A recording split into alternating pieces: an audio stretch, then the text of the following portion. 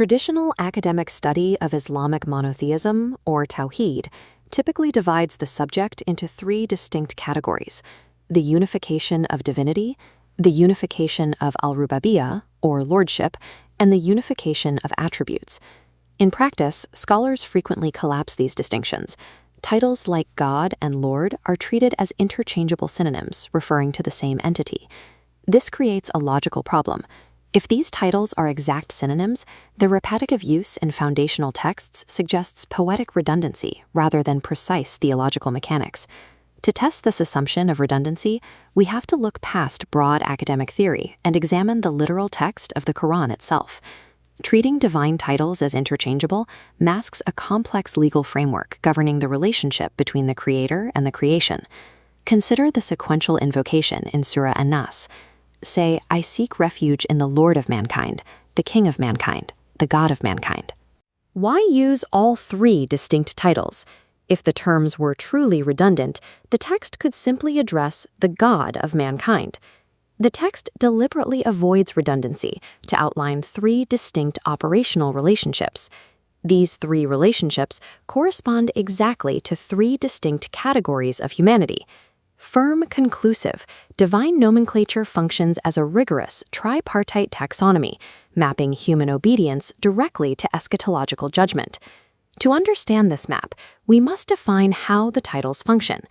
The attribute of God, Allah, represents an exclusive state of absolute indivisible oneness that applies to no other entity.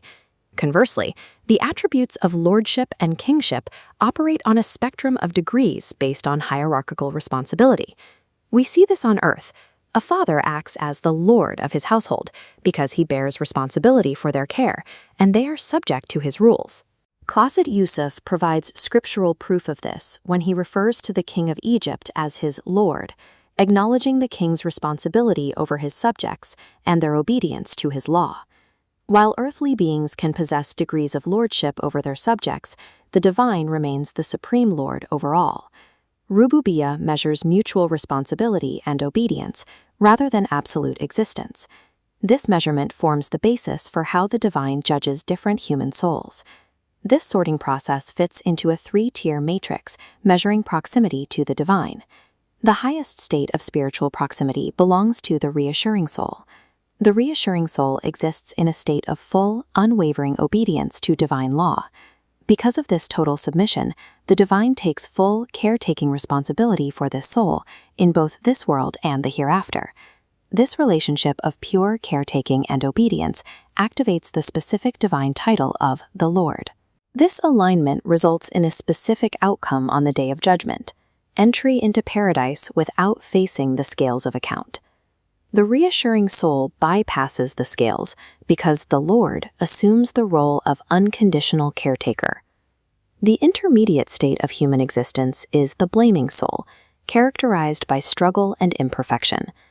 This soul occasionally disobeys divine law, but feels remorse, blames itself for the lapse, and returns in repentance. This inconsistent obedience shifts the relationship. The divine moves from the role of unconditional caretaker to that of a sovereign dealing with a subject. The title governing this relationship is the king, the authority with the power to grant pardon or assign punishment. Consequently, the blaming soul is subject to the balance of account.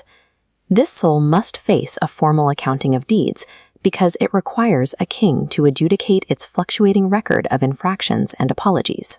The lowest state of spiritual existence is the bad commanding soul, which represents those who completely reject divine law. This soul actively orders its owner toward indecency and follows the guidance of devils rather than the divine. By severing all obedience, this soul forfeits the caretaking of the Lord and the legal pardons of the king. Only one title remains. It applies because the divine is the inescapable creator of all things, even the disobedient. That title is God. For a soul relating to the divine solely as baseline creator, with no deeds worth weighing, the outcome is fire without account. God is the universal baseline for all creation, but without the specific obedience that activates lordship or kingship, the human soul is left entirely unprotected in the hereafter. This mechanical logic extends from the titles in Surah An-Nas to the entire catalog of divine attributes. The broader catalog of names divides into two distinct columns: one-on-one attributes and degree attributes. One-on-one attributes, like the Creator or the Absolute Merciful, represent pure singularity. They share the exclusive nature of the title God. Degree attributes, those relating to governance and earthly interaction, share the hierarchical nature of the titles Lord and King. Islamic monotheism operates as a highly stratified legal framework, dictating the mechanics of how the divine interacts with the physical universe. Because these titles operate differently, a believer must use different names depending on their spiritual goal. If the goal is intellectual comprehension of the divine's true nature, one must study the absolute attributes of God.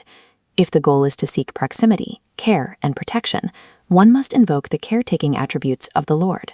If the goal is to demonstrate strict adherence to divine law and seek pardon, one must submit to the sovereign attributes of the King. The sequence of Lord, King, and God provides a precise roadmap for the human soul's survival and elevation.